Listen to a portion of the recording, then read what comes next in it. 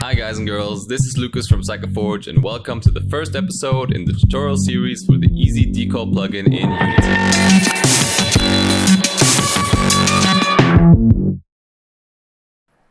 In this episode, we will look at the basic functionalities of Easy Decal. Let's start with the new project.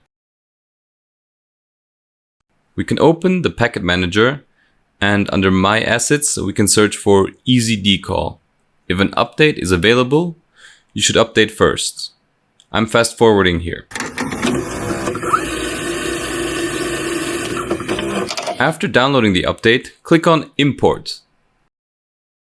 In the window that opens, make sure that all check marks are set and then click Import again. Now that we have successfully installed Easy Decal, let's have a look at the standard workflows and the standard shaders. At this point, I want to mention that if you work in a URP or HDRP workflow, it is important that you import the respective extensions by double-clicking on the corresponding Unity packages. But since we are now concentrating on the standard workflow, I'll leave that for now. In case you're interested, I'll be recording further tutorials on URP and HDRP. Let's open the included demo scene. The folders Extensions, Content, and Demos are not needed for the basic functionalities of the API, but they contain useful application examples and content to make the start easier. So, Easy Decal already comes with dozens of decals that can be used out of the box in your projects.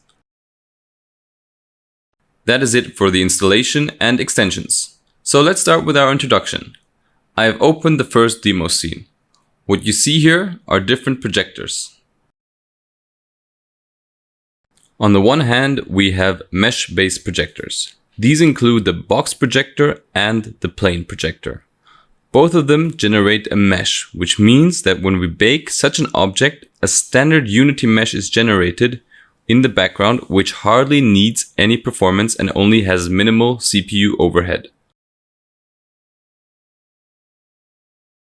On the other hand, there are screen space decals. First, there is the deferred projector, which only works with the deferred rendering path. That means if you set the rendering path to forward, these decals will not be rendered anymore. Another important thing with all screen space decals is that you render with a perspective camera. With a non-perspective, for example an orthogonal camera, these decals will not be rendered. Well, let's have a look at the available settings and properties. Mesh decals are divided into two baking modes, a soft bake, which is controlled by the component, and a hard bake. In the soft bake, I can select Bake Geometry. This means that the decal is baked immediately and the geometry cannot be changed anymore. The second option here is Bake on Awake, which causes the geometry to be baked when entering the play mode. This is what I have done here. With this option, the consumed CPU time is almost zero, but a small CPU overhead remains, which results from the component. And this is where the hard bake mode comes into play. If you want to perform a hard bake for a decal, this can be found under the tab Extras. Here I can save the decal as a prefab with the corresponding mesh asset. I can select Instantiate after save so that the generated prefab is instantiated at the original position. The result here is a finished mesh with only one mesh renderer and mesh filter and one material. Nothing more, so there is no overhead. Here I have the automatically generated prefab and the linked mesh, but here I have some unnecessary geometry. This can be avoided by, let me delete that decal again, by setting the angle to under 89 under constraints, and thus deleting all faces that have an angle of more than 89 degrees to the projection direction. I now generate the prefab again. Now this looks right. So we have generated a mesh without overhead and unnecessary areas, which has best performance. As a further option, I can choose to have normals calculated. For the light-based shaders, for example with normal maps, this is mandatory. Additionally, I can specify if tangents should be calculated and if I need light probes. At this point, we can now really play with the constraints. Here, I can define a decal should run out over time. I can specify that it should not be destroyed after successful unraveling if I want to reuse it in a pool. I can specify a lifetime and a fade-out time, which means that the decal will start to fade out after 5 seconds, and the fade-out process is finished after 1 second. Additionally, I can specify an alpha curve to control the fade-out. Furthermore, I can specify a projection angle, which we have already looked at briefly before. This is to exclude areas that exceed a certain angle, and we can thereby avoid strong texture distortion. The box projector searches for possible decal receivers using collider intersections. This means that if an object has no collider, the projector cannot see it and it is not part of the projection. Here is another example. I have a parent with a collider. Within the parent, I have a child without a collider. This situation often occurs in game development. I want the child to be able to receive the decal. For this, I activate recursive lookup in the constraints and specify the direction and depth of the search. If our child would have another child, it would only become part of the projection if I set the level of the lookup steps to at least 2. Furthermore, I can control with the layer mask which objects are part of the projection. I can assign the object to layer 8, hide from mesh decals. This can be any layer though. If I now set the mask to everything, all accessible objects are included. If I deliberately exclude layer 8, the object is not visible for the projector. In combination with recursive lookup, the function is only applied to the parent. The game object with the existing collider, for example, the layer of its children, is irrelevant. If I now assign layer 8 to the child, it receives the decal after all, which is found via parenting using recursive lookup. But on the parent it works, for example, the topmost parent with collider determines via the layer whether the decal is projected or not. Another way to restrict the projection is to specify individual projection targets. For example, I can specify the cube here, so only this cube is considered as target. Everything else is ignored. Important here is that I set the lookup constraint to down only, or switch off recursive lookup completely.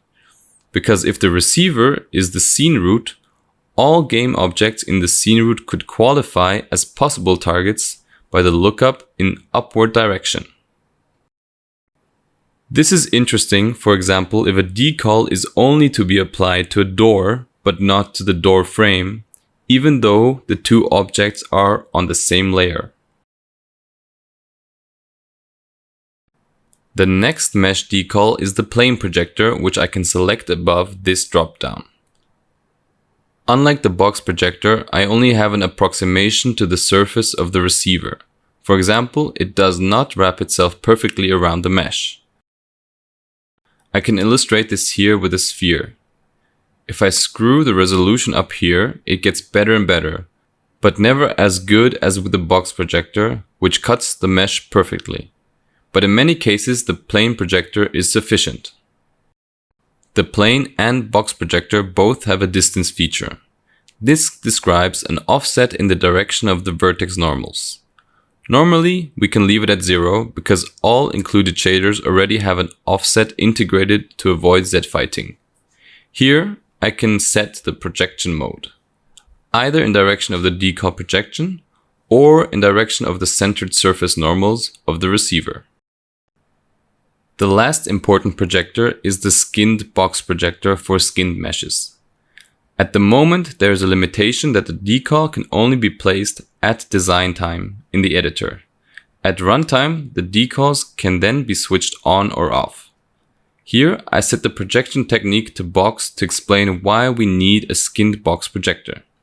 If I now switch to play mode, the decal initially encloses the character, but it is not influenced by the bones during animation, which is what we would want.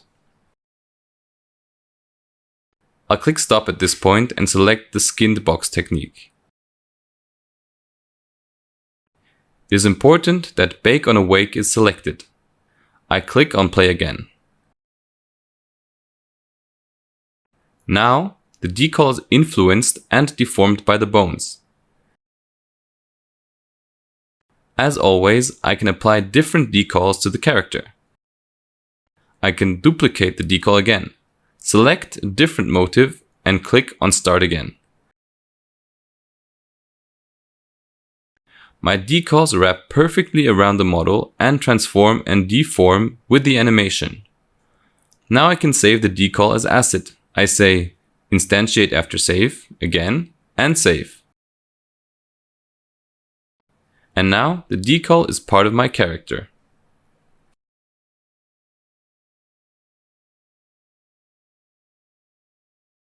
What all decal types have in common is the source mode.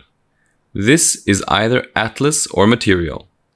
Material renders the entire texture defined by the material, and in the Atlas mode, you can choose between different texture regions defined in the Atlas asset.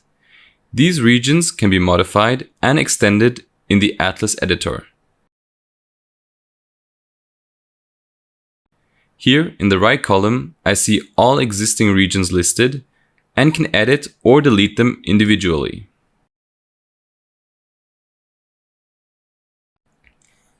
Let's create such an atlas right away. To do this, I open a new Photoshop file and add some text decals. I save the file, and since Unity can interpret PSD files, I can work with them directly.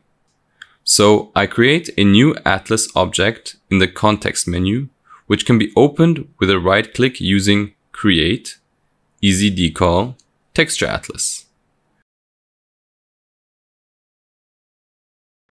Then I generate a new material which I call Decal. I assign the texture to the material and then the material to the atlas.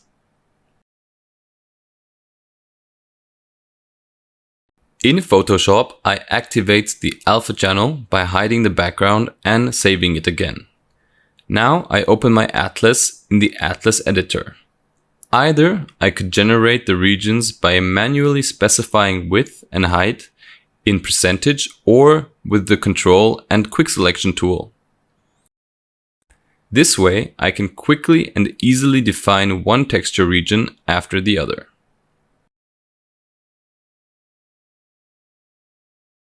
Then, I can select a decal here and assign it to the just generated atlas. I can set the aspect mode to height here. Then the decal always stays the same height. This would be our first decal atlas. Besides the normal decal placement using the transform gizmos, I can activate the smart placement mode by holding down the Alt and Control keys. Then I can move the decals with the left mouse button pressed and they will automatically align themselves to the surface.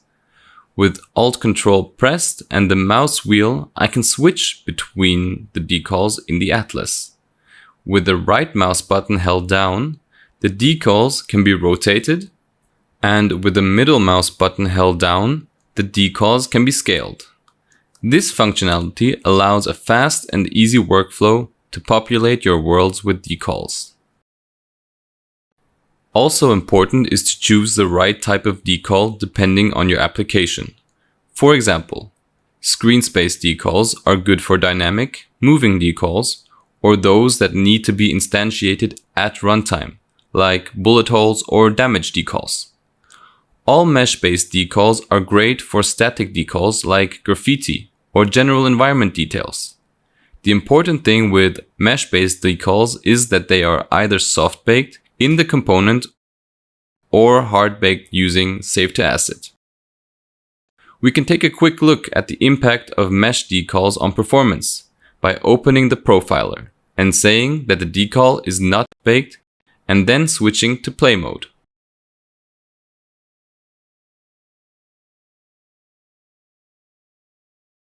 If we go one level deeper in the profiler here, we have an easy decal instance in the player loop in the update behavior, which is 0.32 milliseconds for one decal and has a garbage collector allocation of 1.7 kilobytes. Now we can start the same scene, but this time with baked decal.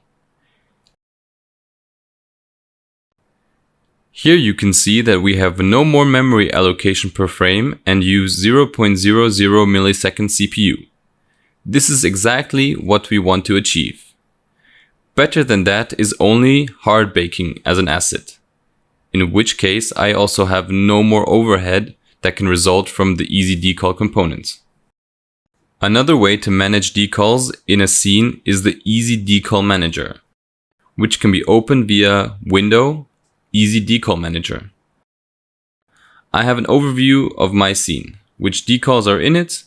I can delete or hide decals in a central place, and even more important, I can group decals by atlas groups so I can see which decals use or share which atlas, and I can combine all decals per atlas to a mesh so that they can be rendered with only one draw call. With a click on the Combine button, the decals are combined to one mesh. The workflow is non-destructive, so for example, I can always undo this again. Also, at this point, a combined group could be saved as an asset. Combined decals now don't generate overhead anymore and can be rendered with a single draw call, which allows a great performance. Well, that's it for today. I hope you enjoyed. Don't forget to subscribe to be notified about upcoming episodes of this tutorial series. Comment below or join our Discord for feedback and questions.